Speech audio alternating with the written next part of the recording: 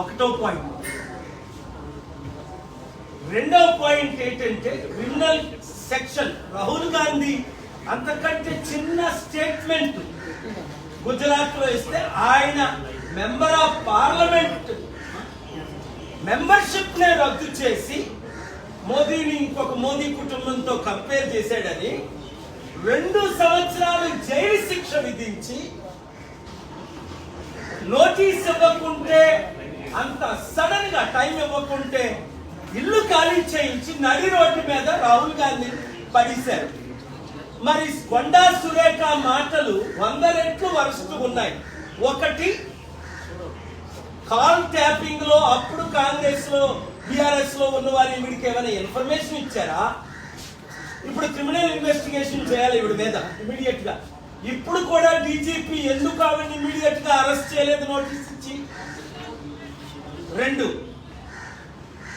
ఆవిడేదో ఇప్పుడు నేను సారీ నాకు అనిపించలేదు, ఏం మాట్లాడని నాకు తెలియదంటే పిచ్చి పిచ్చి వాగుడు వాగేసి నరహత్య చేసేసి మర్డర్ చేసేసి సారీ నా మైండ్ బాగాలేదో లేదో నేను మర్డర్ చేసేసానంటే కుదురుతుందా? ఇప్పుడు సమంతకి ఎంత హ్యూమిలియేషన్, సమంతకి ఎంత డిస్ట్రెస్.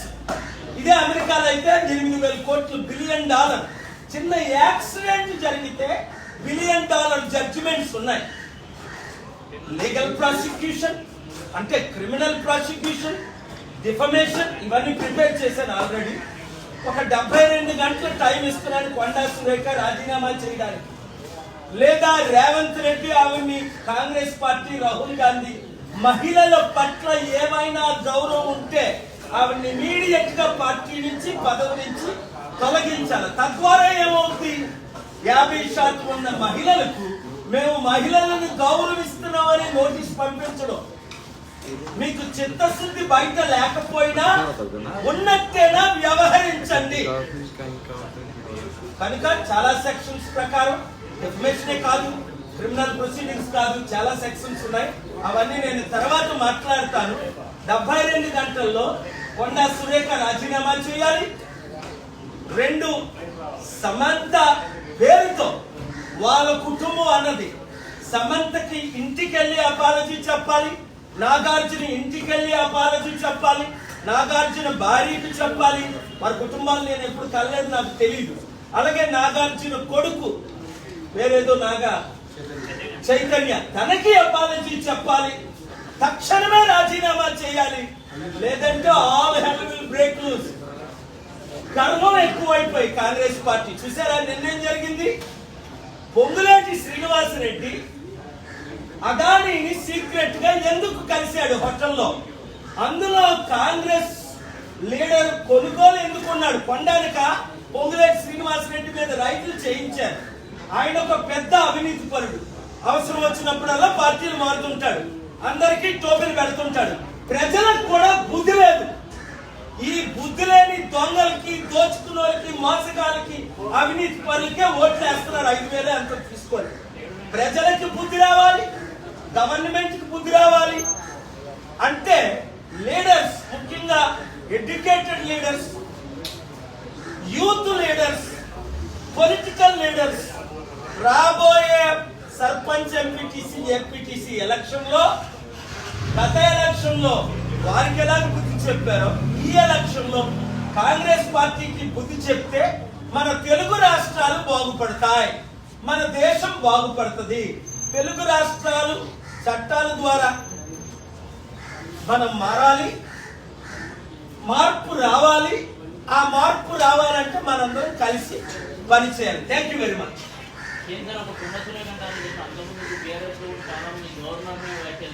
తప్పకుండా వాళ్ళందరి గురించి నేను చాలా తీవ్రంగా ఖండించాను. ఎవరిని రాహుల్ గాంధీయే ఒక ఎనాలిసిస్ చేశాడు పెద్దగా కాకుండా. I supported, I wrote a letter, suo motu letter to the chief justice of India to restore Rahul Gandhiji a 9-page letter documentation with evidence that many politicians are speaking worse than Rahul Gandhiji. He was brutally punished, humiliated, but Konda Surekha ఈ రోజు కూడా కళ్ళు నెత్తికి వచ్చిన తరము కలదు అందు. కాంగ్రెస్ వాళ్ళందరికీ కళ్ళు నెత్తుకొచ్చాయి, ఎందుకంటే బీజేపీ వాళ్ళు ఫెయిల్ అయిపోయి, KCR, BRS, TRS, TDP fail అయిపోయినందువల్ల ఇంకొకరు లేక, మా ప్రజాశాంతి పార్టీ స్ట్రక్చర్ లేక 1% 2% ఉన్న కాంగ్రెస్ పార్టీ మళ్ళీ అధికారంలోకి వచ్చింది. ఇప్పుడు ప్రజలకు బుద్ధి వచ్చింది, అరే బాబు మళ్ళీ కేసీఆర్ ఉంటే బాగుందని. బుద్ధి లేదా మీకు? మళ్ళీ కేసీఆర్ ఎందుకు మనకి? వాళ్ళందరూ ఒకటే, గుర్తించుకోండి. ఆ 2-3 పార్టీలు, ఆ 2-3 కుటుంబాలు మన బడుగు బలహీన వర్గాలు, బీసీలు, ఎస్సీలు, ఎస్టీలు, ముస్లిం, క్రిస్టియన్ 90% ఉన్న మనల్ని అధికారంలోకి రానివ్వలేదు 78 సంవత్సరాలు. ఇక ముందు రానివ్వరు. కనుక మీరు కేసీఆర్ని మర్చిపోండి, కేటీఆర్ని మర్చిపోండి, ఆ పార్టీని మర్చిపోండి. వాళ్ళకి రెస్ట్ ఇద్దాం 10 సంవత్సరాలు. మన ప్రజాశాంతి పార్టీని గెలిపించుకుంటే ఇలాంటి పనికి మాలిన అవినీతి, కుటుంబ, కుల, చట్ట విరుద్ధంగా మాట్లాడినోడు ఎవరు నోరిప్పి మాట్లాడు. డెమోక్రసీ అంటే అర్థం ఏంటి? ఫ్రీడమ్ ఆఫ్ స్పీచ్ ఆర్టికల్ 19 ఉందని పిచ్చి కుక్కలాగా వాగడమా డిఫెండ్ చేస్తూ? కనుక దీన్ని నాట్ ఓన్లీ నేను తీవ్రంగా ఖండిస్తున్నాను, చట్టపరంగా అన్ని విధాల 72 గంటల తర్వాత నేను యాక్షన్ తీసుకుంటాను. కేసు ఫైల్ చేస్తాం. ఇప్పుడు 15 కేసులు ఫైల్ చేసాం, 15 గెలిచాం.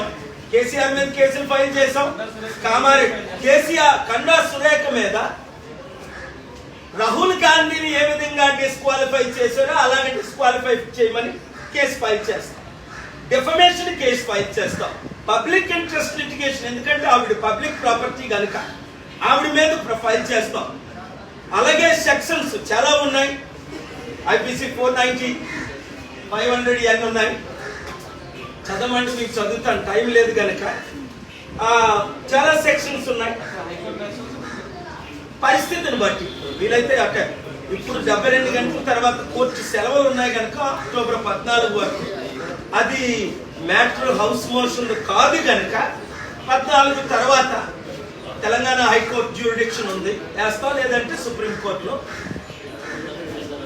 రాజీనామా చేస్తే, పదవి నుండి తొలగిస్తే నాకు కేసు టైం వేస్ట్ అవ్వకుండా మిగులుతుంది. లేదు అంటే మహిళలందరినీ గౌరవించడానికి కాంగ్రెస్ పార్టీ, పొలిటికల్ పార్టీ, అన్ని పార్టీలు పిచ్చి పిచ్చిగా వాగుతున్నారు.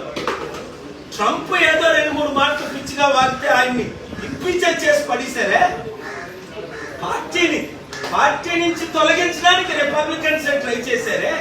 ఒక ప్రెసిడెంట్ ఆఫ్ అమెరికా, మన దేశం ఎందుకు ఇంత దరిద్రం అయిపోయింది?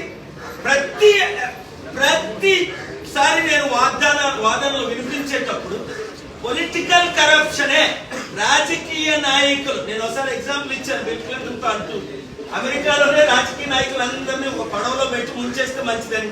ఆయన ఏమన్నాడంటే, మమ్మల్ని ముంచిస్తే మాకంటే వరస్టోలు వస్తారని. సో ఇప్పుడు మనం ముఖ్యంగా తెలుగు రాష్ట్రాల్లో ఈ పనికిమాల రాజకీయ నాయకులందరూ ముంచారంటే 7569441275 ప్రతి ఒక్కరు సర్పంచులు, ఇండిపెండెంట్ రండి, కలిసి రండి. లేదా నష్టపోయింది మీరే. లక్షల కోట్లు అప్పు. ఇప్పుడు చూడు, పొంగులేటి శ్రీనివాస్ రెడ్డి అదానితో ఏ డీల్ పెట్టుకున్నాడు?